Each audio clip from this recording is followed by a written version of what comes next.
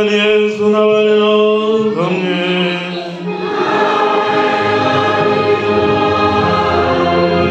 Amagambo yo mu Ivanjiri ntagatifu uko yanditswe na Yohani.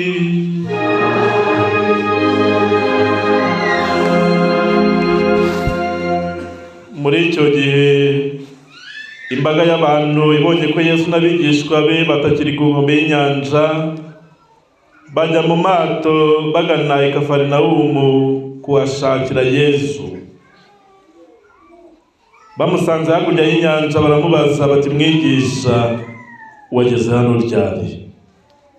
Yesu arabasubiza ati, ndababwira ukuri koko, nimunshakira ko mwabonye ibimenyetso, ahubwo muranshakira ko mwariye imigati mugahaga. Nimujye mukora mudaharanira ibiribwa bishira, ahubwo nimuharanire ibiribwa bihoraho mu bugingo bw'iteka, ibyo umwana w'umuntu azabaha, kuko ari we Imana Data yashyizeho ikimenyetso. Baramubaza bati, twagenza dute kugira ngo dukore ibyo Imana ishima? Yesu arabasubiza ati, igikorwa Imana ishima ni uko mwakwemera uwo yatumye. Nuko baramubwira bati, ikimenyetso utanze ni ikihe ngo tukibone maze tukwemere?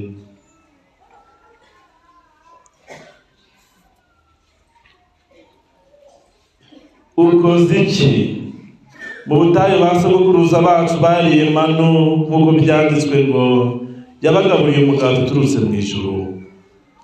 Nuko Yesu arabasubiza ati, ndababwira ukuri koko, Musasi we wabahaye umugati wo mu ijuru, ahubwo ni Data ubaha umugati w'ukuri wo mu ijuru. Kuko umugati Imana itanga ari umanuka mu ijuru, kandi ukazanira isi ubugingo. Nuko baramubwira bati, mwigisha, jyora uduha umugati utubwiye. Yesu arababwira ati, ni jyewe mugati utanga ubugingo, unsanga wese ntazasonza bibaho, n'unyemera wese ntazagira inyota bibaho. Iyo ni Ivanjiri ntagatifu.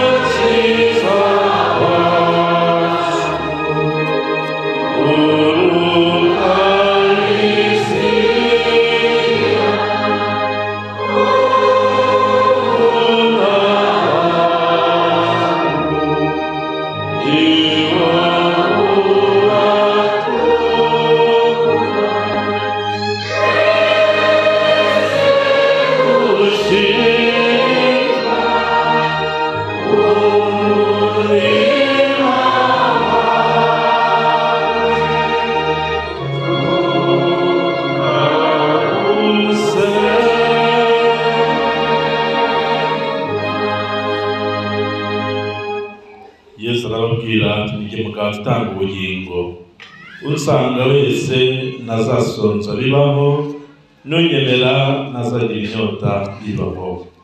Kristo Yesu ati, bavandimwe,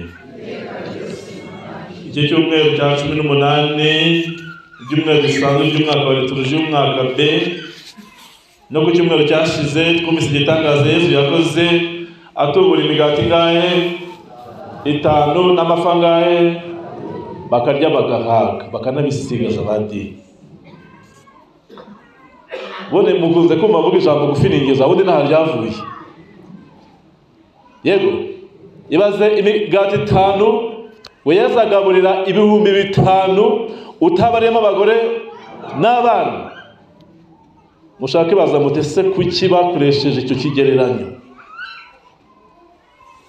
Ubushize navuze ngo abagabo baje gusenga bazamure, ndababona. Ndavuga ngo abagore baje gusenga bazamure, nabo ndababona.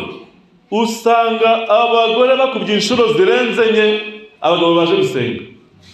Ariko ndisobanura, si uko abagabo badasenga, ahubwo abagabo banyu bashobora kuba baragiye inyuma y'ishyamba gushaka imibereho badi. Yego ico sico nacyo nicyo, ntabwo twabacira urubanza naho bari gusenga. Arombwe nabi bose se bagiye gushaka imibereho hirya y'ishyamba. Hari n'abandi bari kwishakira hahandi badi. Aho twanyuze ku kabari, aho twanyuze rwose bamwe batagiye guhebuka Yesu yosize ndirarutu baje badi. Batangiye gusoma rimwe, none batangiye kwandika iki 8 mu gitondo. Yego hari n'abandi wenda bagiye ku rugamba bitangira igihugu cyacu cyatubyaye, hari abari mu bindi bihugu bashaka imibereho. Ariko icyo tuzi ko nuko Yesu yagaburiye 5,000 by'abagabo utabarimo abagore n'iki.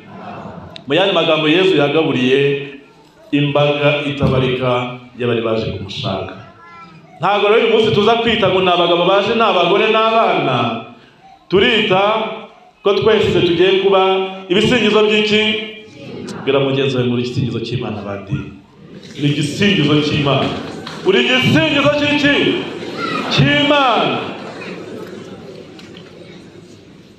Mwibuka ku cyumweru cyashize Yesu arabatese niko basore mwe nta cyo kurya mufite. Nuko aravuga ati ariko hari agahungu gafite imigati ngahe 5 dufite 2. Kandi Yesu ngo yarabashije agira gute? Ari kubinja, yarazi icyo ari buze gukora. Yarazi ko ari buze gutubura.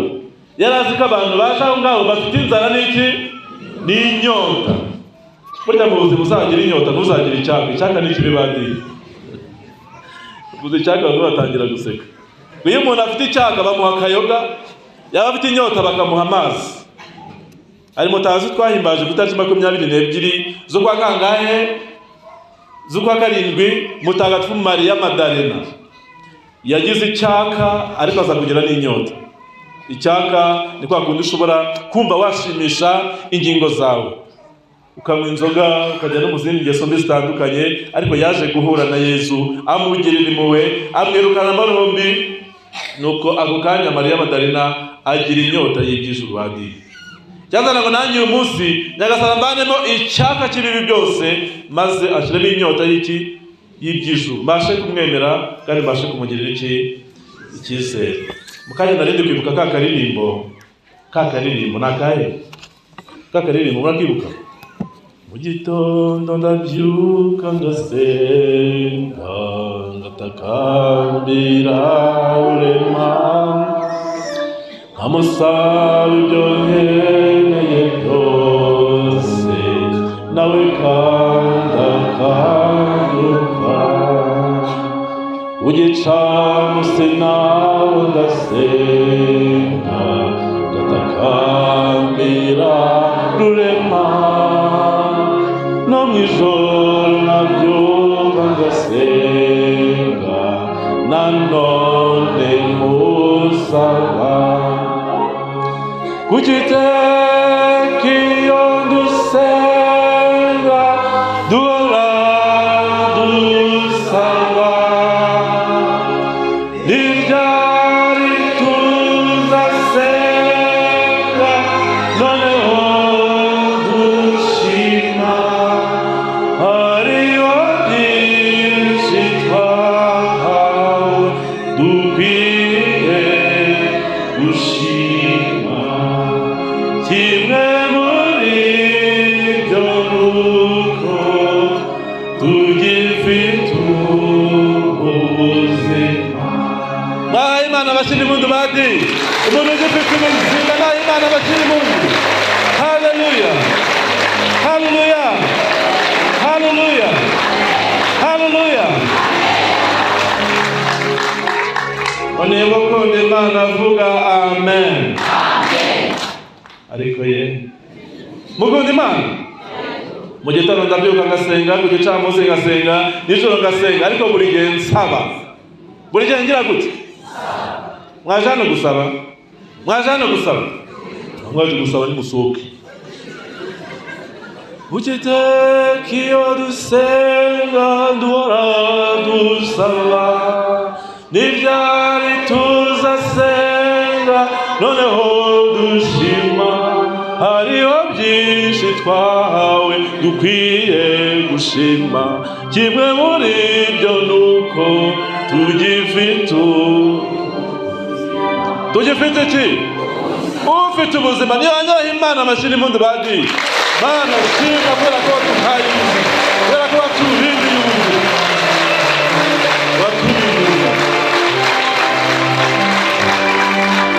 ababungana be bamwe barapfuye wagize gute nukubera Imana nukubera iki abageni bajya bashimishwa nukubera Imana iyo baje gushyingirwa badi ariko ejo harabona ari imvuni umuheto badi jana narakaye ariko uziko abakobwa baza gushyingirwa ari ibyihebe uziko abakobwa ntabwo babakigira ukajya ukabona umukobwa arashogosheye avuye iwabo umusore ataje kumureba ageze ku kiliziya nanjye kuvuga ngo ashingitse amenyo nicyo kikubwira ko uwo musore ari buze kuza bakaza bamugenaga nukubera Imana yihese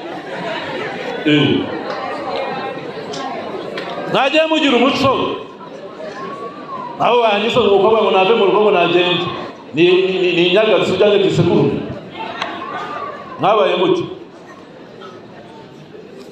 maze imyaka 5 muri paruwasi ya Mwezi mbabwira akantu hari igihe umukobwa yigeze aza gushyingirwa agera hari isaha iragera harengaho iminota 15 ngiye gutangira gushyingira mbona wa mukobwa ararize ese mukobwa mwiza urijijwe n'iki ati padi ibyanjye imbwa zabirwaniyemo ese umushari wawe ari he tipadi yabaruzi byambaye nuko ari wangirira impuhwe byagenze gute tipadi nukuri nagahinda umusore sari he nukuri kose yicaye hariya muri rompuwe yanze kuza ngo nimwohereze ya mafaranga ayaheze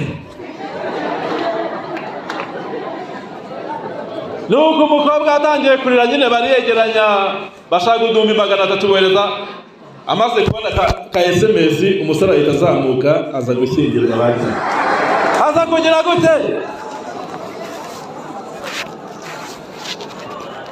aza kugira gute waje gushyingirwa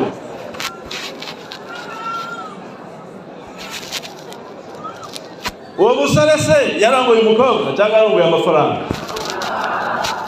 kwa kundi muzashyingirwa nimurangiza umukobwa n'umutesha umutwe azavuga ati aya mabati iki gihande ni wagishize agikureho narangiza yigendera iwawe narangiza ajya he usigaye ukamira amaso ugira ngo iki gihande ni icyanjye ikira ni icy'umugore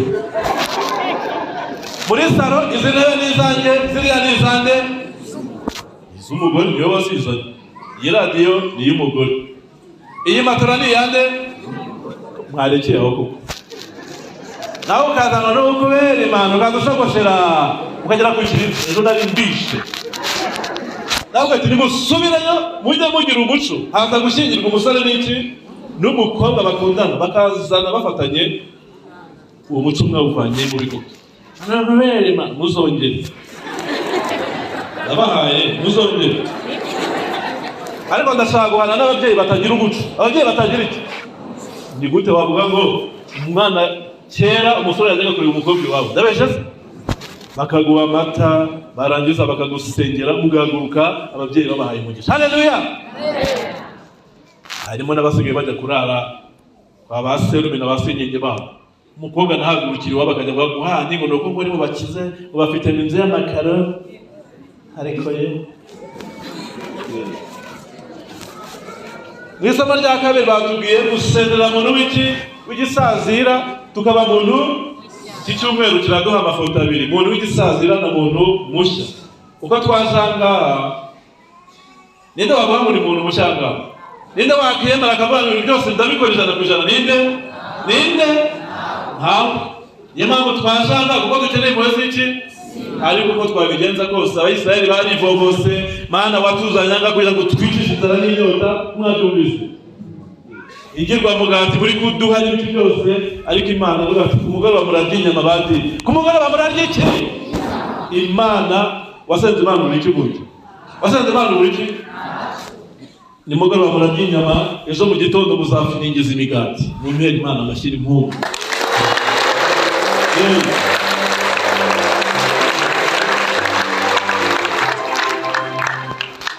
Mu muryango burya tubonamo ibyiza, ariko tukabona n'iki n'ibibi. Hari igihe buriya abagore bashobora kuvuga ngo abagabo n'abadayimoni. Ndabeshya. Ukaba ufite umugabo ukavuga ati umugabo yarananiye, wese ntiwamunanira. We ntabwo wamunanira na? Ngiye kubabwira akantu. Babwira akantu. Batema akantu. Abo hanze muri kumva. Ibintu ni bande hariya rwose hariya. Harandi muri VIP. Umugabo n'umugore barabanye, yego mutega amatwi mwumve neza. Maze akavuga ngo abagabo ngo bandi bari wigisha akabagabo bananiranye, n'abagore namwe muri bashashe. Wese turi bambese kigize gute goroshye. Nanjye ndikiwerewe ariko cyane gasane bandi. Nanjye ndico ndinyuha tete ariko cyane mubwire ngo cya Yesu bandi. Mubwire ngo cya Yesu. Cya Yesu bandi. Umugabo n'umugore barabanye bamara imyaka 10 nta kana barabona. Ntaki ndagira ngo mwashingiye mutarabona urubyaro ni mwihangane. Uyu munsi tugiye gutakamba. Yesu ahindura ibyanze kugira gute?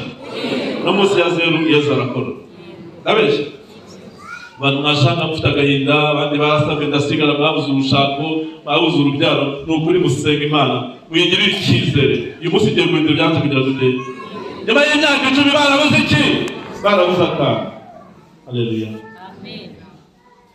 Barangije ku myaka yabo 10 barabuze urubyaro, Imana irabashubusha. Baza kubyara akana k'agahungu, mumvugire Imana bandi.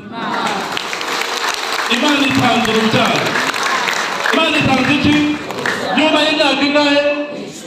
Kujya mu bapfumu bakabatuma ihene y'ibara rimwe, mukanya bakagutuma ibiti binabiri.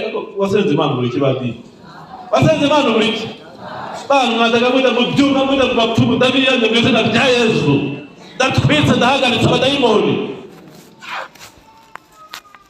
Ajye undeba nabi. Ni wajya kujye uzasubire yo mugura zavunika. Murasika.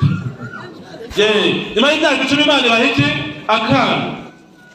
Ariko nuko Imana yabaye akana, muzuru byagenze. Akana kabaze imyaka 5 kataravuga. Sikigeragezo bandi. Uzi kumara imyaka 10 warabuze umwana, wanamubona akaza n'iki? Hada n'ikiragi n'ikiduma. Yombi. Ikiduma n'ikiragi se ngo mbyibuka neza. Ata n'ikiragi atavuga yego. Ku myaka 5 agiye kuvuga, avuze ko yavuze nyogokuru. Yavuze nde? Nyogokuru yavuze. Ubundi umwana yatangiye kuvuga avuga nyogokuru, avuga da. Yagize akavuga mama. Da mama. Abandi baza nyuma buryo sibyo se? Abagore mukagira ishyari ku mwana bahera kuri da no kubera ibijyanye n'uburyo Imana yabigennye nyine da mama abanza guhuza tunguto kugira ngo abashe kuvuga sibyo se?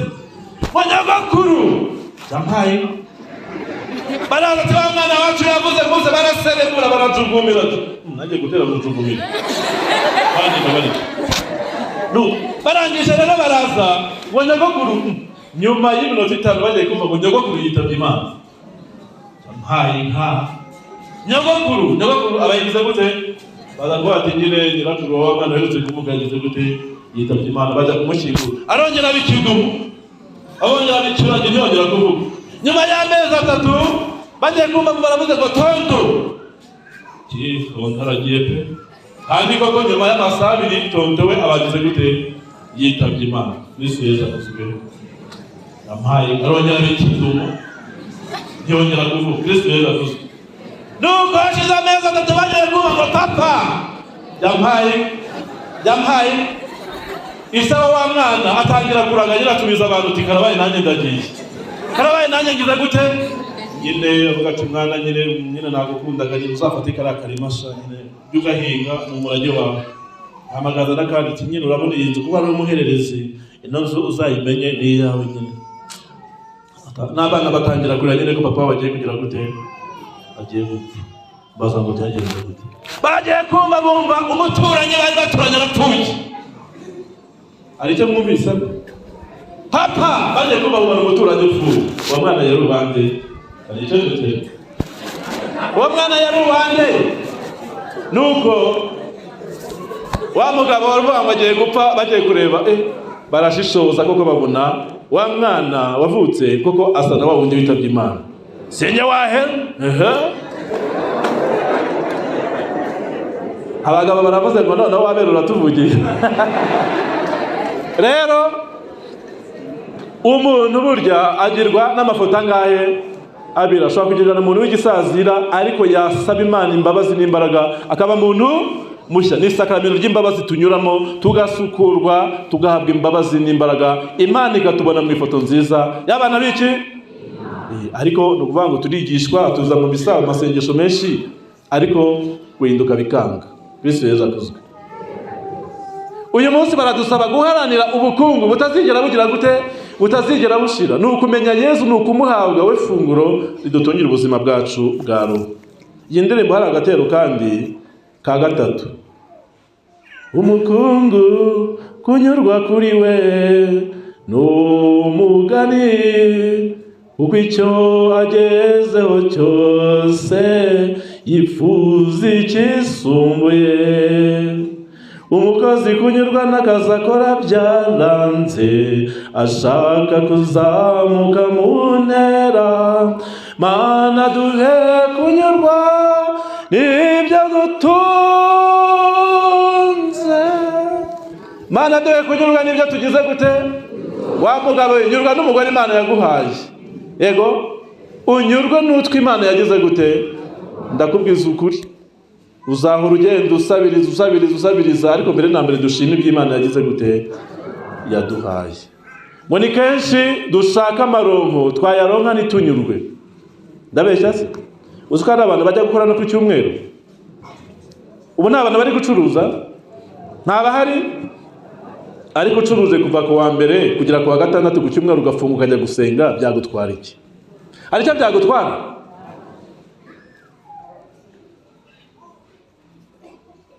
Ntacyo byagutwara badi. Noneho n'ayo maronko twayaronka tukibagirwa ko twaronkeye ariho abandi baburiye. Ukaba waronse ukabona ibyo kurya, yego, ukabona n'ibyo gupfusha ubusa, ukabona n'ibyo guhinga ingurube n'ingurube zikabyanga, kandi hari abo muturanye bari kwicwa n'iki? Bari kwicwa n'inzara. Ukibagirwa ko waronkeye ariho abandi bagize gute, baburiye. Rimwe na rimwe ntitunatinye guhuguza abatunze biki. Kristo Yesu akuzwe. Uko turanga turaziranye, ntabwo tuziranye. Harimo abantu bazi guhuguza kandi ari abakirisitu. Ugafata umukirisitu mu muryango remezo ukamuhuguza isambu ye, kandi uzi ko ariko yaragize gute, yarafite ahinga mu tuboga agaburira abantu. Kristo Yesu akuzwe. Ngiye kubivuga ntabwo mvuga ko ari kure, ni muri paruwasi byabaye. Babwira kandi abagabo babiri bari baturanye n'ukuri pe. Umwe yari umukire afite n'akazi ka leta kamuhemba amafaranga menshi. Arangije ajya guhuguza umuturanyi we isambu. Iki? Agasambu yari afite n'ukuri pe. Karimo iki? Urutoki. Nuko arangije ajya kuburana, bajya ku karere bajya kuburana, ati wowe isambu yawe imeze gute? Njye isambu yanjye ni umurima uraye rwose, ni iyanjye rwose ni iyanjye. Babaza udise we bimeze gute? Tiruca abana. Isambu yanjye ni urutoki ndetse rwose haranahinze. Urwo nabaza si uruca abana ra? Si uruca abana. Bagomba kuza mu gitondo cyangwa se ejo bundi bakareba ko hahinze cyangwa hatagize gute, hadahinze. Ndetse harimo n'urutoki. Kugira ngo badasibanganya ibimenyetso, bavuga ati ntacyo tugiye kuza, ariko baza mu gitondo. Baza ngo wa mugabo yakoze iki? Wa mugabo yaragiye wa murima arawuhinga, arangije ajya kureba insina mu wundi murima, araza arazitera. Nuko mu gitondo baje basanga wa murima ugize gute, urahinze kandi harimo n'insina zifite n'ibitoki. Uruca abana bavuga ati rero umurima n'uwa kanaka, sinjye wahera guhuguza. Kristo Yesu akuzwe. Ku buryo ubyuka nijoro ukajya guhinga umurima, ugashaka n'insina y'igitoki ukaza ukayishyiramo kugira ngo nibaza babone ko isambu ari iyande, ari iyawe. Hari kera bimwe bya UPI byari bitaraza, n'abantu wenda batazi ubwenge bwo kwibaruza ku masambu yabo, nuko birangira wa wundi wavuze ngo isambu yanjye irahenze kandi irimo n'insina, birangira ajyanye isambu. Yariye se? Yariye? Hari ibyo Imana yaguhaye byinshi wagombye gutungwa nabyo ugafasha na bagenzi bawe, ariko bikarangira ugiye kuguza nande? Na babandi batunze dukeya Imana yagushyize iruhande kugira ngo ubitagatifurizeho, bizatuma ugera mu bugingo bw'iteka. Mana, duhe kunyurwa n'ibyo wagize gute, n'ibyo waduhaye, duhe kunyurwa n'ibyo dutunze. Harimo abantu bivuga ariko Mana, kuki utandemye ndagahungu ngavuga ndagakobwa? Yoko Mana, ihangane muko ihangane, wakihanganye koko. Kuki Imana itandemye ndagahungu maze nkazaba padiri cyangwa abafurere nkaba ibintu nk'ibyo? Mana, duhe kunyurwa n'ibyo wagize gute, waduhaye. Biranashoboka ko mu miryango dufite ibigeragezo bitandukanye, nkaba mfite umugore akaba yarananiye, nkaba mfite umugabo akaba yagize gute, yarananiye adashobora kwikoza n'isengesho. Mana, duhe kunyurwa n'ibyo wagize gute, waduhaye. Dupfukame dushimire Imana ubuzima yaduhaye, ariko tunasabe kugira ngo iyo Imana ihindura ibyanze guhinduka ize n'iwanjye, maze igire gute, ibashe kubihindura. Icyo nzi cyo nuko umuntu wese Imana yaremye ari igisingizo cy'Imana. Ibyo ngibyo nta wamakanya. Hari wamakanyara? Uko wasa kose, uko wakigira kose, uri igisingizo uri igisingizo cy'Imana. Jya ufata akanya rero ushimira Imana, kandi uyereke n'ibyawe, kandi uyigirire icyizere ihindura ibyanze guhinduka.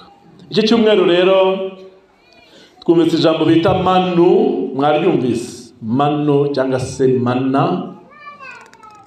Abakarismatike hari igihe bajya basenga, basoza isengesho bagahana manu. Ndabeshyara? Ni umugati wenda niko witwa cyane cyane, ariko aba ari umurongo wo muri Bibiliya utombora, kandi akenshi usanga bihwanye n'ubuzima bwawe.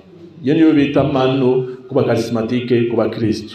Bariya abantu rero b'Isiraheli bariye iyi manu, mu by'ukuri navuga ko ni cya kintu utari witeze kiza kije kukumara inzara inzara n'inyota. Manu ni kwa kundi uba ufite ibigeragezo n'ibibazo bitandukanye, wajya kubona ukabona Imana igukoreye umuti, ubonye igisubizo cya bya bibazo. Ndabeshya? Iyo niyo bita manu. Kandi namwe uyu munsi mugiye guhabwa manu. Mugiye guhabwa iki? Buri wese yicyure kandi bashe kumumara inzara n'inyota. Icya kabiri twumvise ni umugati. Umugati ubundi ni ifunguro rishyitse. Kristo Yesu akuzwe. Umugati ni ifunguro rishyitse Abayahudi bakundaga gukoresha n'Abisiraheli, rikabamara inzara igaragara. Uwo mugati ukababera impamba. Twabyumvise uyu mugoroba muraza kurya inyama, kandi ejo muzahaga imigati. Inyama rero n'umugati ni ibiryo byiza kandi bishyitse kandi dukunda. Wakibaza ute se abana bajya bahaga imigati? Abana bajya bahaga imigati kirazira. Nta mwana ujya uhaga umugati. Arawurya akawufiningiza, wamunanira akarira, akawushyira hariya mu kanya akongera agashonaho. Ikimwe nuko utabona abana bahaga umuceri n'inyama. Umuceri ni iki? Padiri avuga ati, padiri waretse mweruka ku bunani, cyangwa uzazagera ryari? Nta kibazo. Icya gatatu tuzirikana uyu munsi ni impamba. Burya iyo ufite urugendo ugomba gutegura iki? Impamba, kugira ngo ya mpamba wateguye ibashe kukugoboka mu gihe watangiye kugira intege nke, inzara n'inyota, maze ukomeze urugendo kandi uzashyika amahoro. Aka kane tubona, Yezu ubwe niwe mugati, Yezu ubwe niwe mpamba yacu. Kristo Yesu akuzwe. Yezu ubwe twumvise ni Ukaristiya. Ukaristiya bisobanura gushimira. Bisobanura gushimira. Uwahawe Yezu rero arangwa no gushimira, ariko akarangwa no kumukomeraho kugira ngo agire aho ava naho agera. Icya gatanu tuzirikana nyuma ya manu, umugati, impamba, Yezu ubwe, Ukaristiya, nta kindi ni ukuba neza muri urwo rugendo, maze tukazaronka ubugingo bw'iki? Ubugingo bw'iteka. Iki cyumweru rero nikitubera icyumweru cyo kwakira Yezu w'umugati, kuko twabyumvise umurya ntazasonza kandi ntazagira iki? Ntazagira inyota bibaho, kandi akazaronka ubugingo bw'iki? Ubugingo bw'iteka. Ndagira ngo bari gusinzira murebe hano. Buri wese araye mugenzi we beceranye amufata ikiganza. Ubu ngubu twagiye.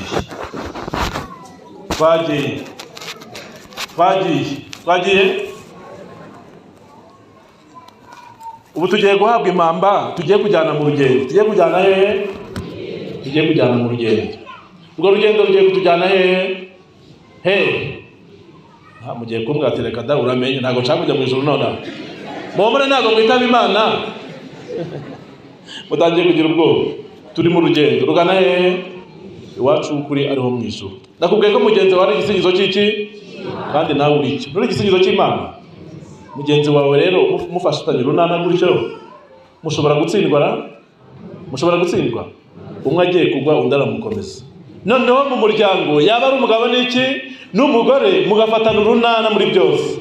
Ababyeyi n'abana, yego, abaturanyi mu muryango remezo n'ahandi hose mutuye, ibintu byose bikagenda neza.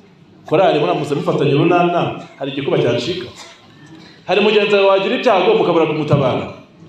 Ni muri korali, ni mu muryango wanyu, ni mu kigo cy'ishuri runaka, ni mu bihaye Imana. Yego, ariko iyo abantu batafatanye urunana ngo badukomezanye muri byose ntabwo bishoboka.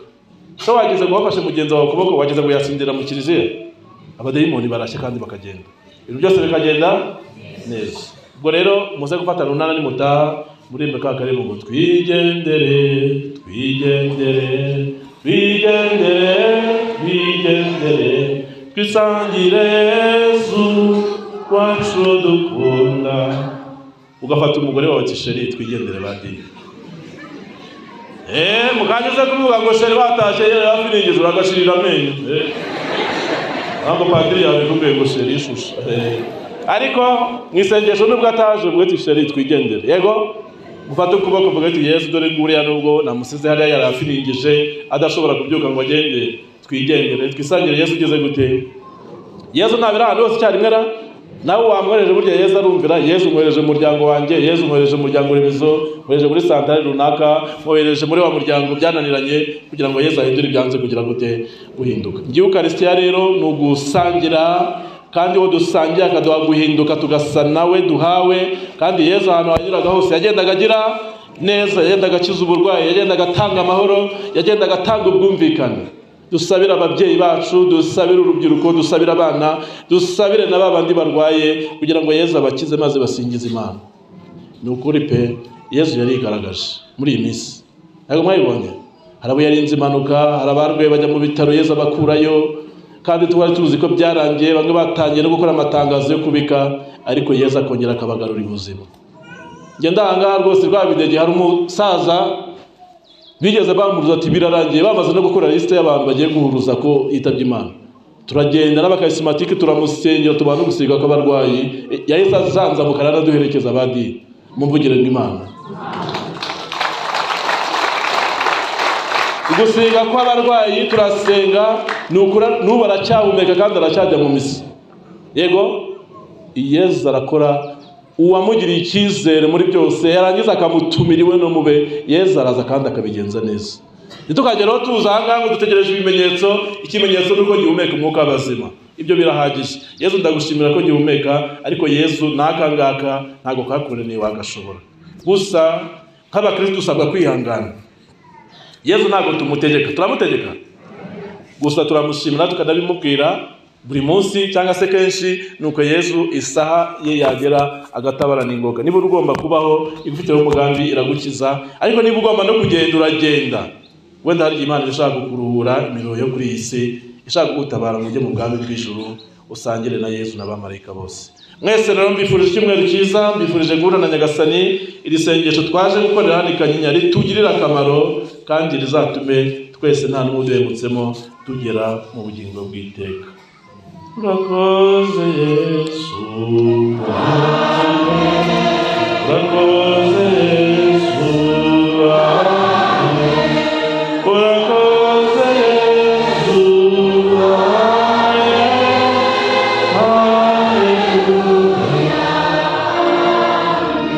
umana natwe, umana natwe,